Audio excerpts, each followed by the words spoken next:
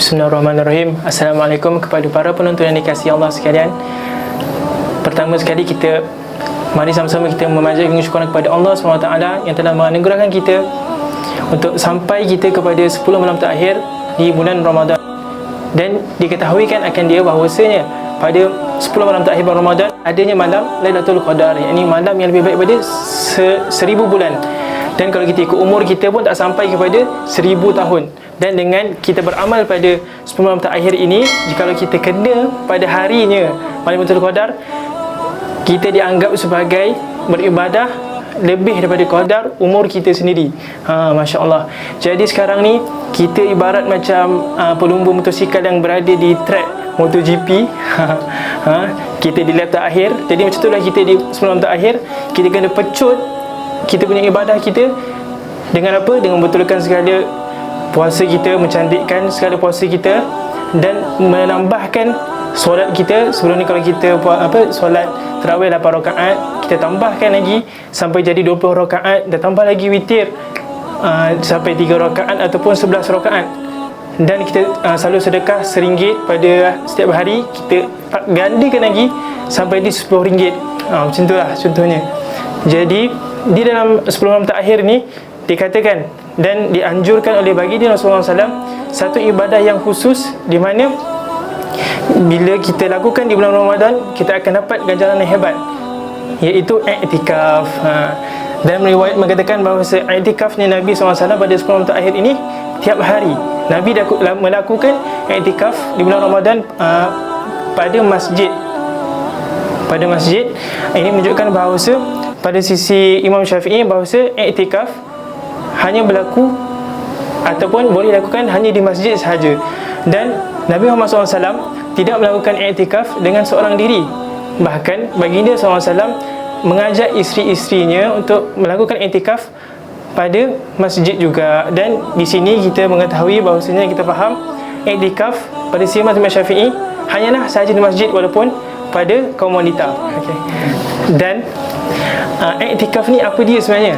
I'tikaf ni ialah berdiam diri seketika di masjid dengan niat tertentu. Baik. Dan pada sisi Imam Syafi'i bahawa i'tikaf ini sunnah melakukannya pada tiap-tiap waktu yang kita mahukan. Tetapi pada mazhab lain, mereka mengatakan bahawa sunnah sahaja i'tikaf. Sunnah i'tikaf ini pada bulan Ramadan sahaja.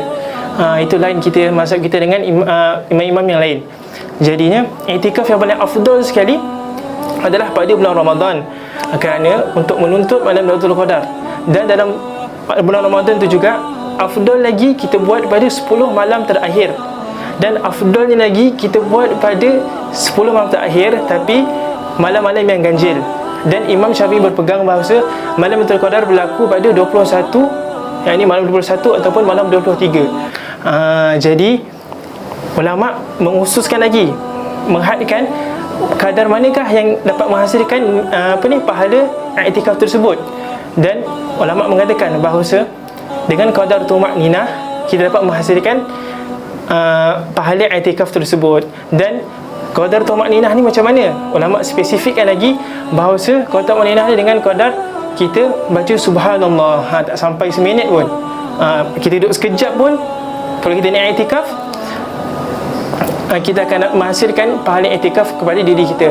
Dan niat ini penting, kerana niat ini untuk membezakan adat dan ibadat. Jadi niat i'tikaf ini penting. Masuk masjid, kalau kita duduk sahaja, kita dapat pahala i'tikaf.